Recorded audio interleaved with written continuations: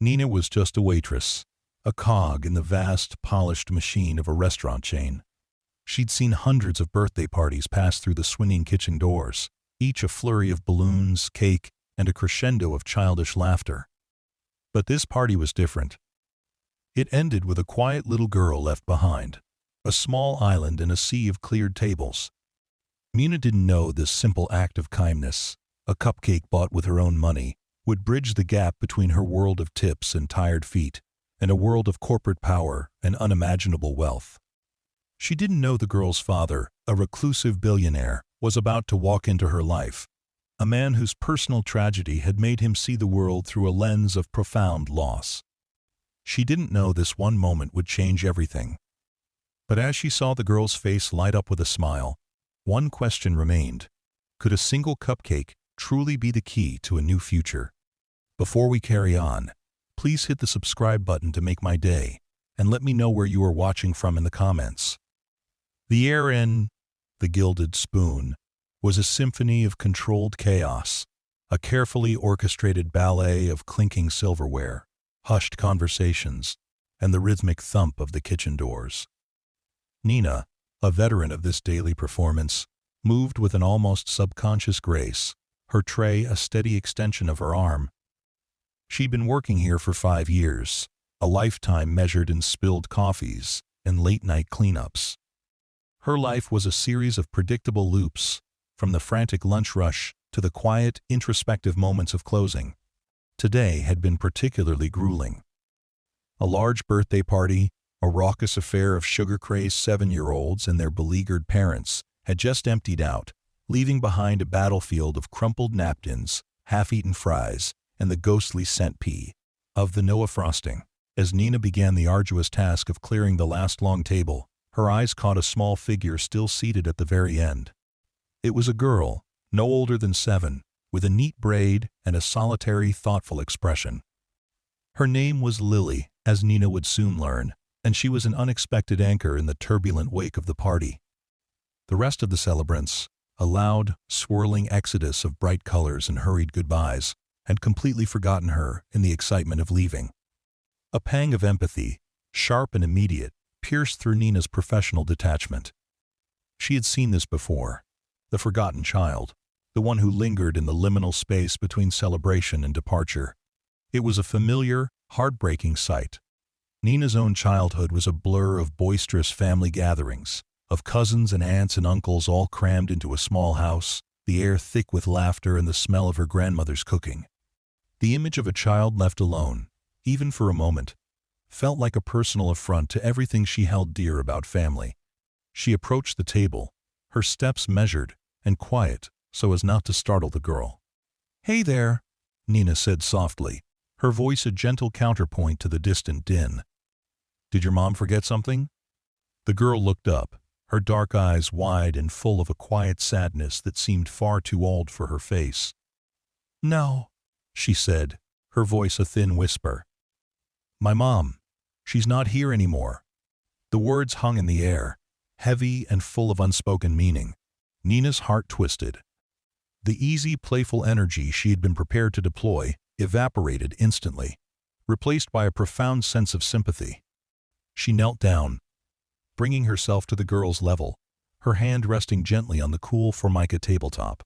"Oh, I'm so sorry, sweetie. I didn't mean to pry." "It's okay," the girl said, shrugging her small shoulders. "Dad says she's in a better place." She paused, her gaze drifting toward the dessert counter, where a single, pristine chocolate cupcake with rainbow sprinkles sat under a glass dome. "They had cupcakes," she murmured, her voice laced with a longing that was almost palpable. Nina followed her gaze.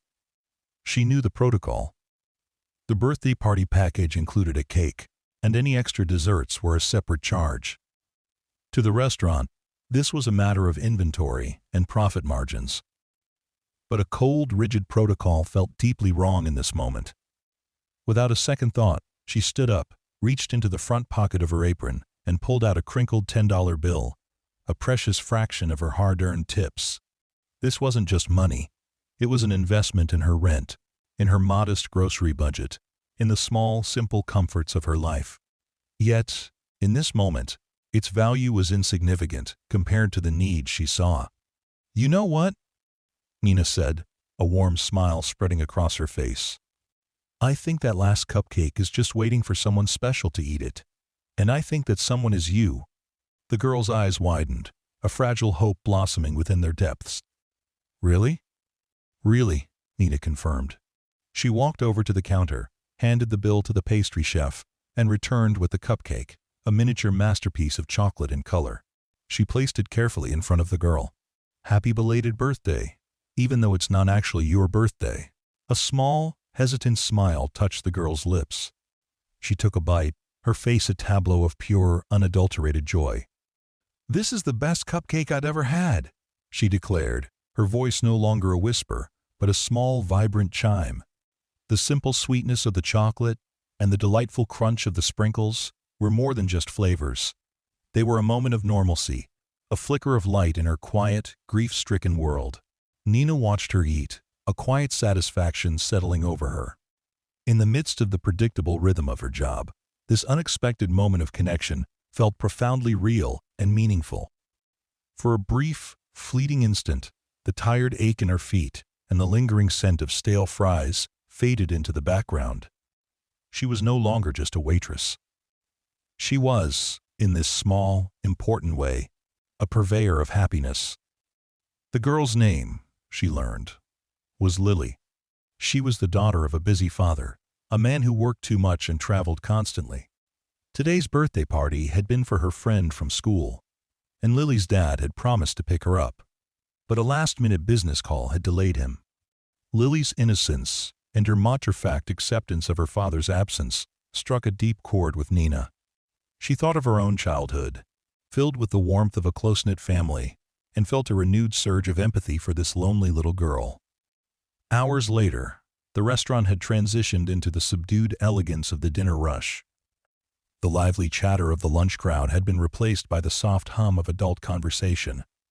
The afternoon sun, once a golden wash, had now given way to the amber glow of the restaurant's carefully positioned lighting. Nina was wiping down a table when a man in an impeccably tailored suit entered the restaurant, his presence a quiet but undeniable force. He wasn't loud or flamboyant, but the way he carried himself, the steady gaze of his eyes as he scanned the room, spoke of authority and command. He moved with the quiet confidence of a man who was used to having people make way for him, though he never seemed to demand it. He saw Lily sitting patiently at the table Nina had just cleared, a small, half-eaten cupcake on a plate in front of her. A look of weary relief and deep concern crossed his face. He walked over, his strides long and purposeful.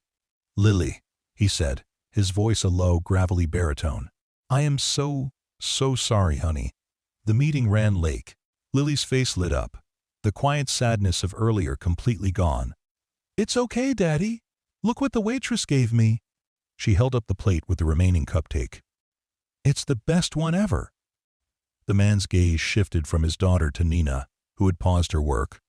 A faint blush of recognition on her cheeks.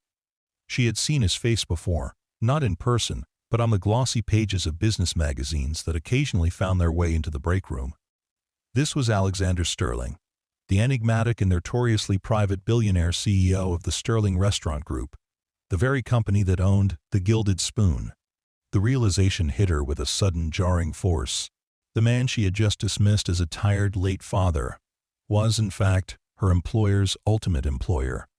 He approached her, his expression a complex mix of apology and gratitude.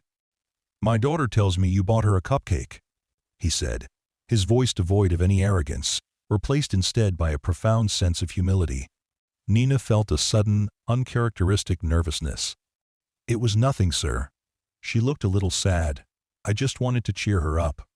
"Nothing," he repeated, a wry smile touching his lips. "For the last few years, since her mother, my late wife, passed away, Lily has had a hard time finding joy in the small things.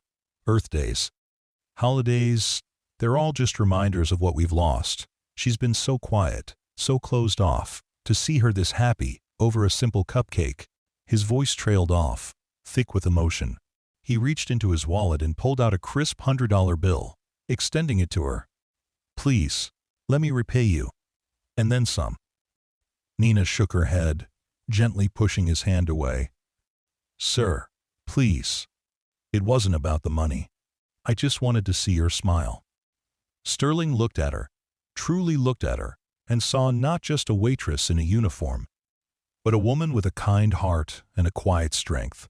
He saw in her the same empathy that he had seen in his wife, the same ability to find beauty and joy in the simple, everyday moments.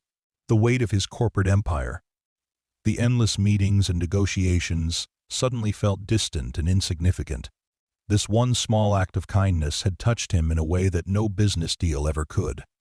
Come to my office tomorrow, he said, his voice firm and decisive. The corporate headquarters. It's on the 40th floor of the Sterling Tower. Ask for me. Nina blinked, her mind struggling to process the abruptness of the request. Sir, I don't think I understand. It's a job offer, Nina, he interrupted, his eyes holding hers with a powerful intensity. A position in now, my corporate office. A chance to do something more.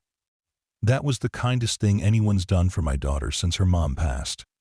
A kindness like that, it deserves to be rewarded. It deserves a bigger stage. Nina was left standing in the middle of the dining room, the scent of a discarded cupcake, and the memory of a small, joyous smile still lingering in the air. The world she knew, the world of busy tables and modest tips, had just been upended by a single, unexpected act of generosity. She told her coworkers, who reacted with a mixture of disbelief and genuine happiness. Her best friend, a fellow waitress named Maria, hugged her tightly, her eyes shining with tears. I always knew you were meant for more than this, Nina, she said, her voice thick with emotion. The next day, Nina stood in the gleaming, sterile lobby of the Sterling Tower, a world away from the familiar grime and clatter of Gilded Spoon. The air was crisp, scented with expensive perfume, and the faint, institutional smell of money. She felt a profound sense of dislocation, her simple black uniform feeling out of place amidst the sleek suits and confident strides of the corporate denizens. A receptionist, a woman with a perfectly coiffed blonde bob and a remote smile, directed her to the 40th floor. The elevator ride up was a blur of flashing numbers and hushed silence. When the doors finally opened, she was met with a breathtaking vista of the city, a sprawling tapestry of steel and glass that stretched to the horizon. The office was a monument to minimalist luxury, all polished wood, glass partitions, and abstract art. Alexander Sterling's office was at the far end, a massive corner suite with floor-to-ceiling windows that seemed to hold the entire city in their transparent embrace. He was waiting for her, standing by the window, his back to her. He turned as she entered, a small, genuine smile on his face. Nina, thank you for coming. I wasn't sure if you were serious, sir, she admitted, her voice a little shaky. He gestured for her to sit in one of the plush leather chairs, opposite his imposing mahogany desk. I have never been more serious about anything in my life. The world is full of people who are good at business. But it's a rare and precious thing to find someone who is simply, fundamentally kind. That kind of heart, it's something I want in my company. It's something I need. He leaned forward, his elbows on his desk, his gaze intense. My wife, Claire, was the heart of our family, and in many ways, the heart of this company. She always said that a business should be built on more than just profit. It should be built on people, on community, on a sense of purpose. When she died, a part of that died with her. I've been running the company on autopilot, on numbers and strategies, and I've lost sight of the human element.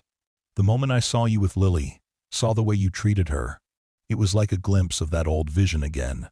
He outlined the position he was offering her, a role in corporate social responsibility, a newly created department dedicated to community outreach, employee welfare, and a foundation for underprivileged children. He described it as an opportunity to inject genuine humanity into the vast, impersonal machinery of the Sterling Restaurant Group. I don't know the first thing about corporate work, sir, Nina said, her hands twisting in her lap. My experience is all on the floor, serving tables. And that's exactly why you're perfect for the job, Sterling countered, a rare warmth in his eyes. You know what it's like to be on the front lines. You know what it's like to serve people, to connect with them on a personal level. You have a perspective that no one in this building has. He smiled. Besides, I'll be there to guide you. We can learn together. Nina left the Sterling Tower that day with a new sense of purpose and a head full of dizzying possibilities. The world had shifted on its axis, and she was no longer just a waitress, but a woman on the precipice of an entirely new life. She told her co-workers, who reacted with a mixture of disbelief and genuine happiness. Her best friend, a fellow waitress named Maria, hugged her tightly, her eyes shining with tears. "I always knew you were meant for more than this, Nina," she said, her voice thick with emotion. Her first few weeks at the corporate office were a whirlwind of new information, a steep learning curve that challenged her in ways she had never imagined. She learned the language of spreadsheets and PowerPoints, of departmental budgets and strategic initiatives. But beneath the polished surface, her core mission remained the same: to bring a human touch to the corporate world. She started small, proposing a scholarship fund for the children of Sterling employees. The idea, which would have been dismissed as an impractical expense by the old guard, was met with enthusiastic approval from Sterling himself. "It's a beautiful idea, Nina," he told her in a one-on-one meeting. It's exactly the kind of thing Claire would have done. Their professional relationship deepened into a kind of quiet friendship. He was still a reclusive and formidable man. But with her, he let his guard down, sharing stories about Claire, about his struggles with grief, and about the deep, abiding love he had for his daughter, Lily. He was a man who had everything, but in Nina, he found a kindred spirit, a person who understood the value of things that couldn't be bought. One afternoon, he brought Lily to the office. The little girl, no longer a sad, solitary figure, was now a vibrant, chattering child, her eyes sparkling with life. She ran to Nina and wrapped her arms around her waist, her head resting on her stomach. "Nina, you're here! Daddy said you were working with him now." Nina knelt down and hugged her back, her heart swelling with a profound sense of fulfillment. "I am, sweetie. I get to help people now, just like I helped you." Lily pulled away, her face serious. "You know, the cupcake you gave me? It wasn't just a cupcake. It was a hug. A real, warm hug that I could eat." The simple, profound truth of her words resonated deeply with Nina, and, she could see, with Alexander Sterling as well. He watched them, a soft, melancholy smile on his face. The kind of smile that only comes after great loss. The foundation Nina had started, the Claire Sterling Memorial Fund, grew into a powerful force for good, providing scholarships, after-school programs, and mentorship opportunities for thousands of children. Nina, who had once been anonymous, was now a prominent figure in the company, her name synonymous with the new, compassionate direction of the Sterling restaurant group. She still went back to the Gilded Spoon. Sometimes, not as a waitress, but as a guest. She would sit in a quiet corner, watching the new generation of servers move with the same practiced grace, the same quiet hustle she had once known so well. One evening, as she was leaving the restaurant, she saw a little girl, no older than Lily, sitting alone at a table, a birthday party having just ended around her. The girl looked sad, her gaze fixed on the empty space where the cake had been. A young waitress, a new hire with a nervous energy, noticed her too. Nina watched as the waitress approached the table, a gentle smile on her face. She knelt down, bringing herself to the girl's level. Nina knew what was coming next, a simple, spontaneous act of kindness that would, in its own small way, ripple out and change a little girl's life. And in that moment, she knew that the new direction of the Sterling Restaurant Group, a direction built on empathy and a profound sense of humanity, was not just a passing corporate initiative. It was a legacy that had started with a single, forgotten cupcake and a waitress with a heart of gold. Nina's first few weeks in the Sterling Tower were a dizzying blur of acronyms, corporate jargon, and a steep learning curve that felt less like climbing a hill and more like scaling a sheer cliff face.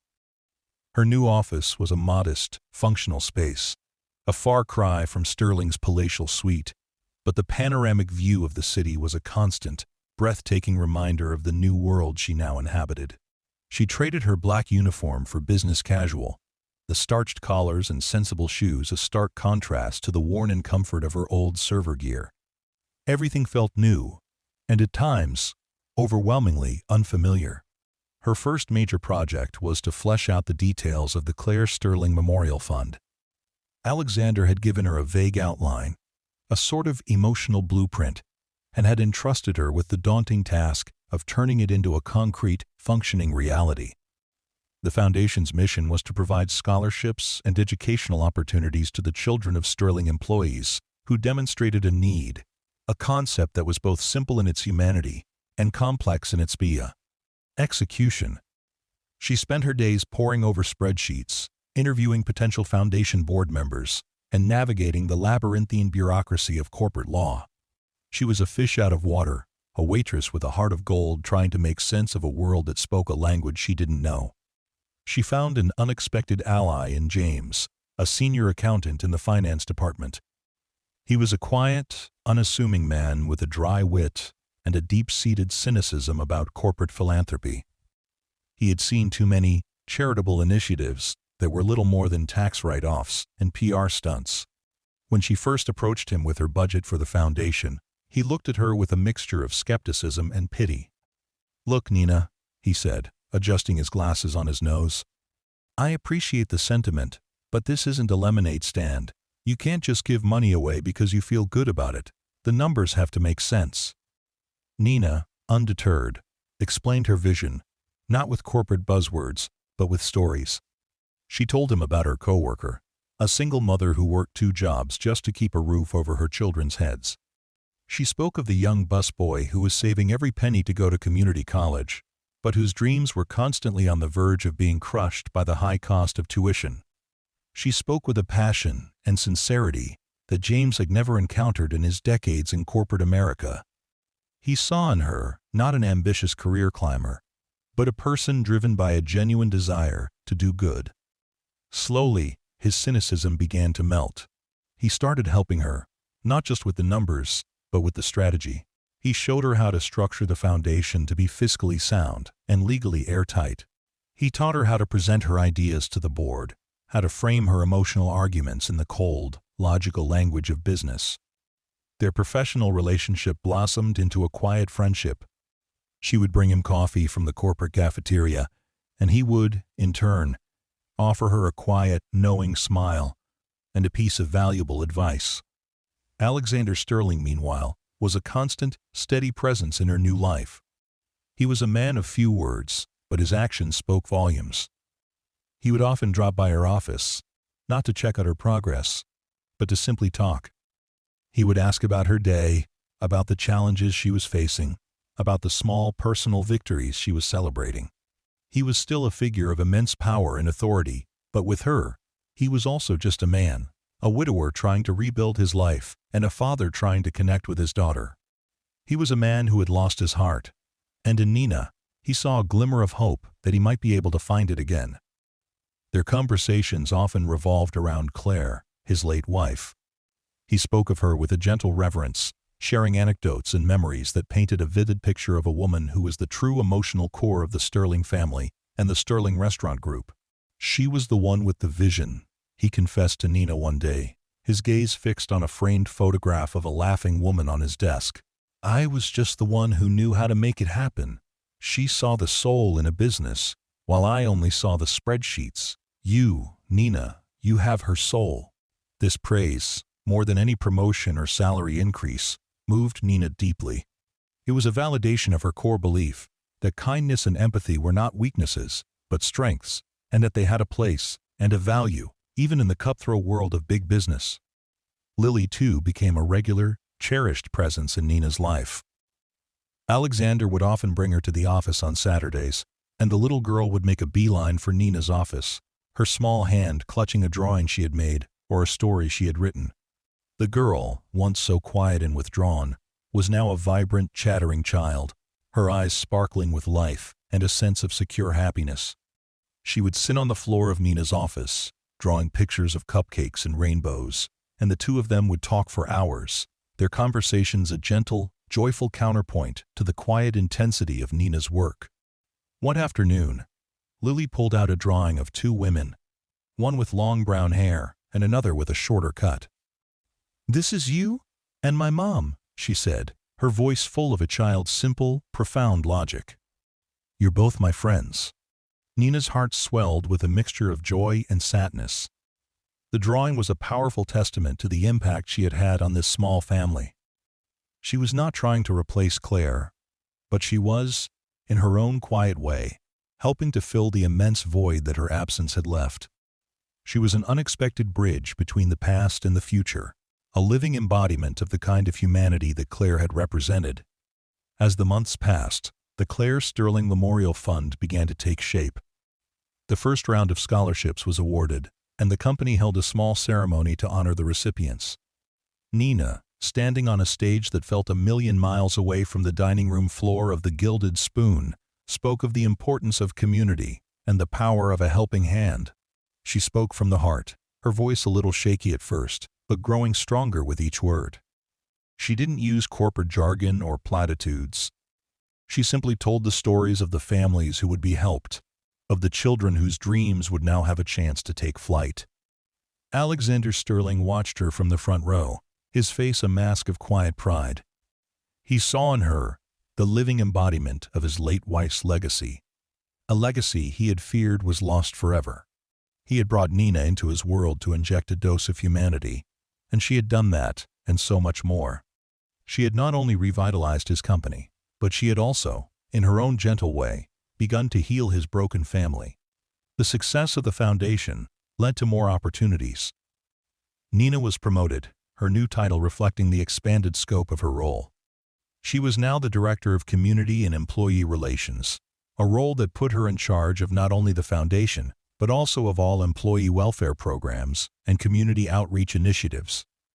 The girl who had once been a waitress, anonymous and easily forgotten, was now a prominent and respected figure in one of the city's largest corporations. She had a team of people who reported to her, a budget that was larger than her wildest dreams, and a sense of purpose that she had never known was possible. She still went back to the Gilded Spoon sometimes, not as a waitress, but as a guest. She would sit in a quiet corner, drinking coffee, and watching the new generation of servers move with the same practiced grace, the same quiet hustle she had once known so well. She saw her old best friend Maria, still working hard, but with a new light in her eyes. Maria had been one of the first recipients of the Claire Sterling Memorial Fund, a scholarship that had allowed her son to attend a prestigious culinary school. One evening, as she was leaving the restaurant, she saw a little girl, no older than Lily, sitting alone at a table, a birthday party having just ended around her. The girl looked sad, her gaze fixed on the empty space where the cake had been. A young waitress, a new hire with a nervous energy, noticed her too. Nina watched as the waitress approached the table, a gentle smile on her face. She knelt down, bringing herself to the girl's level, her hand resting on the cool formica tabletop. Nina knew what was coming next, a simple, spontaneous act of kindness that would, in its own small way, ripple out and change a little girl's life. And in that moment, she knew that the new direction of the Sterling Restaurant Group, a direction built on empathy and a profound sense of humanity, was not just a passing corporate initiative. It was a legacy that had started with a single, forgotten cupcake and a waitress with a heart of gold. She was no longer just a character in this story. She was its author, writing a new chapter for herself, for her company, and for all the little girls who might, for a moment, be left behind. She knew she was exactly where she was meant to be, a testament to the fact that the most profound changes in life often begin with the smallest acts of kindness. Nina's success, however, did not go unnoticed, nor was it universally welcomed. The corporate world was a delicate ecosystem of power and ambition, and her meteoric rise, fueled by what many saw as sentimental fluff, ruffled the feathers of the old guard. The most vocal of her detractors was a man named Harrison Ford, the long-standing vice president of operations. Harrison was a numbers man, a strategist who believed in ruthless efficiency and the cold, hard logic of the bottom line. He saw the Claire Sterling Memorial Fund as an unnecessary expenditure, a vanity project that drained resources that could be better spent on streamlining supply chains or acquiring new properties. Harrison, a man in his late 60s with a perpetual scowl and a head of thinning silver hair, would make his displeasure known in subtle, passive-aggressive ways.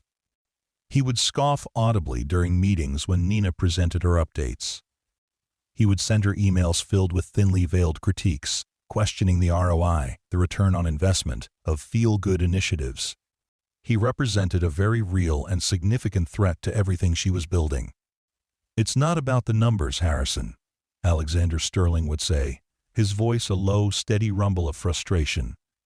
"It's about our people. It's about building a company with a soul." "A soul doesn't pay the quarterly dividends, Alexander," Harrison would retort, his voice dripping with condescension. "Sentimentality is a luxury we can't afford. You're letting a former waitress dictate our corporate strategy. With all due respect, it's a grave mistake."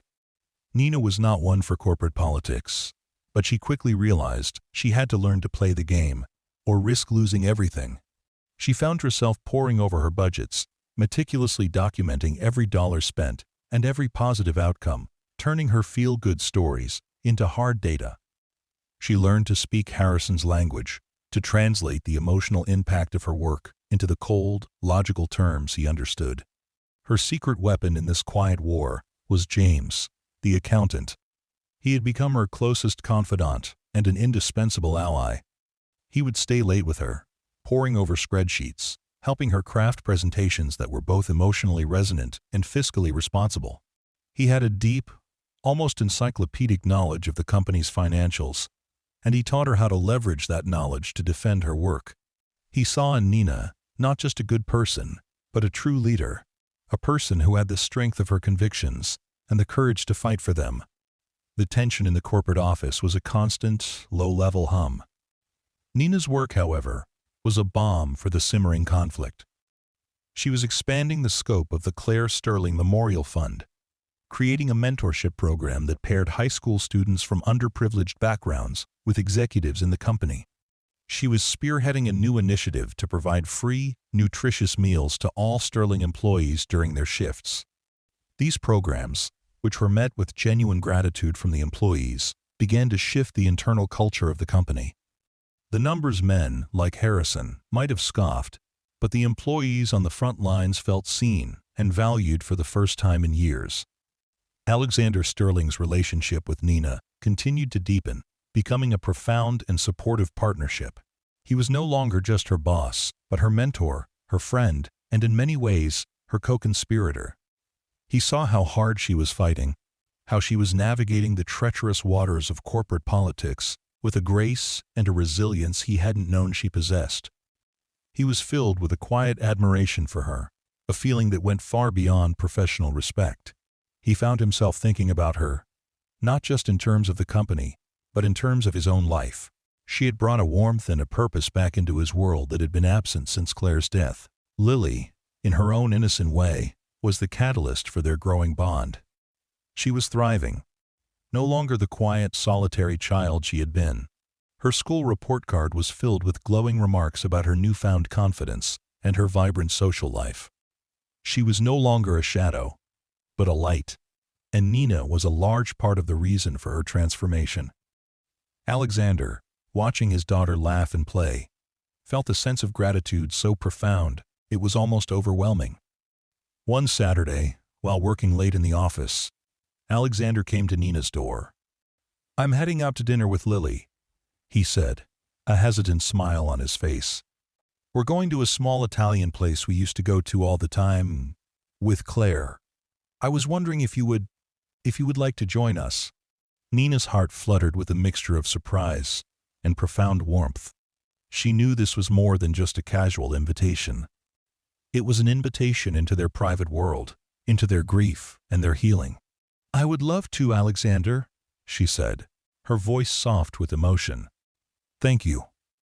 Dinner was a quiet, intimate affair. Lily, a whirlwind of energy and youthful exuberance, filled the conversation with stories from school. Alexander, who had once been so withdrawn, now laughed freely, his voice a warm, welcome sound. Nina, sitting with them, felt a profound sense of belonging. She was no longer an outsider looking in. She was a part of their small, newly formed family. The restaurant, a cozy, dimly lit place filled with the rich aroma of garlic and fresh basil, was a world away from the sterile, formal elegance of the Gilded Spoon.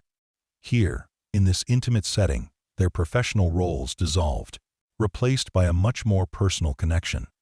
The growing strength of Nina's work, however, led to a head-on collision with Harrison. The annual board meeting was looming, and Harrison was preparing a hostile takeover of Nina's department, arguing that its costs were unjustifiable and its programs, while well-intentioned, were a drain on the company's resources. He had been quietly lobbying the board members, planting seeds of doubt about Alexander's leadership and his new, unorthodox approach. The day of the board meeting was a tense, somber affair. The boardroom was a sterile, intimidating space, all polished marble and dark wood. Harrison, sitting at the far end of the long table, shot Nina a look of cold, unwavering hostility. Alexander, however, sat beside her, his presence a quiet, unyielding source of support. Nina, standing at the head of the table, was a long way from the confident young woman who had once navigated the hectic dining room floor of the Gilded Spoon. She was nervous, her hands a little shaky, but she was also resolute. She didn't have her uniform on, but she had her heart, and she knew she was fighting for more than just her job. She was fighting for a vision of a better, more humane corporate world. She began her presentation, not with numbers, but with a story. She told them about a young single mother, a prep cook in a Sterling kitchen, who had been able to quit her second job because of the new scholarship fund, allowing her to spend more time with her son. She told them about a dishwasher, a quiet man who had worked for the company for 20 years, who was now taking night classes with the help of the new employee welfare program. She didn't just present the numbers of the program, she presented the human cost of not having them. She showed them faces, and she told them stories. Harrison, however, was unmoved. "Sentimentality and anecdotes do not justify this expenditure, Nina," he said, his voice a sharp, cutting blade. "You're asking us to fund a passion project with shareholder money." Nina took a deep breath, her gaze meeting his with a new, quiet strength. "Harrison, you're right. These are stories. But a company isn't just a spreadsheet. It's a collection of people, and their stories are what make it great. A happy, supported workforce is a productive workforce. A company that invests in its people and its community is a company that builds brand loyalty, not just with its customers, but with its employees. These programs have increased employee retention by 15%, they have reduced turnover costs, and they have led to a 10% increase in customer satisfaction scores. The numbers, Harrison, do make sense. They make a lot of sense." She had used James's logic, his arguments, but she had delivered them with her own heart. The room was silent, the board members looking at her with a newfound respect. She had outmaneuvered Harrison, not by being more ruthless, but by being more human. Alexander, sitting beside her, felt a surge of immense pride. He knew, in that moment, that he had made the right decision. After the meeting, Harrison, defeated and humbled, offered her a grudging, resentful handshake. "Well played, Nina," he said, his voice a low growl. "Well played." The victory, however, was more than just a professional win. It was a personal one. Nina had not just saved her job, she had proven, to herself and to the world, that kindness was not a weakness. It was a strength, a powerful, transformative force that could change not just a person's life, but the entire culture of a multi-billion-dollar corporation. Months turned into years. Nina's role continued to expand, her influence growing with each passing day. She became a mentor to other young women in the company, a living embodiment of the idea that a person's past did not have to define their future. She was a regular presence in Lily's life, a beloved friend and a steady source of support. The little girl who had once felt so alone was now a confident, happy young woman. One evening, Nina found herself back at the Gilded Spoon, not as a guest, but as an anonymous observer. She was there for a reason that had nothing to do with a business dinner, and everything to do with a young waitress she had been mentoring, a young woman named Clara. Clara had been a talented server, but she was struggling to make ends meet, her dreams of becoming a pastry chef constantly being derailed by the pressures of her financial situation. Nina had seen in her a flicker of her old self, a person with a kind heart and a quiet hunger for more. She had enrolled Clara in the Claire Sterling Memorial Fund Mentorship Program, pairing her with the head pastry chef of the Sterling Restaurant Group, a woman who had a passion for not just baking, but for teaching. Nina watched as a birthday party ended, leaving behind a small girl sitting alone at a table. Her heart, a little older and a little wiser, still felt that familiar pang of empathy. She watched as Clara, the young waitress she had been mentoring, approached the table. Clara, with a gentle smile on her face, knelt down, bringing herself to the girl's level. She had a cupcake, a miniature masterpiece of chocolate and color, held carefully in her hand. Nina knew what was coming next. The cupcake, a simple confection of sugar and frosting, was not just a dessert. It was a symbol of hope. It was a hug. It was a promise that even in the midst of a world that could be cruel and impersonal, there was still kindness to be found. Nina watched, a soft smile on her face, her eyes welling up with a silent, profound joy. She knew, in that moment, that the legacy of a kind-hearted waitress and a lonely little girl was not just a passing corporate initiative. It was a living, breathing thing, a force for good that was now rippling out, touching lives and changing the world, one small, delicious cupcake at a time. Her journey had come full circle, and in the quiet triumph of that moment, she knew she had truly found her place in the world.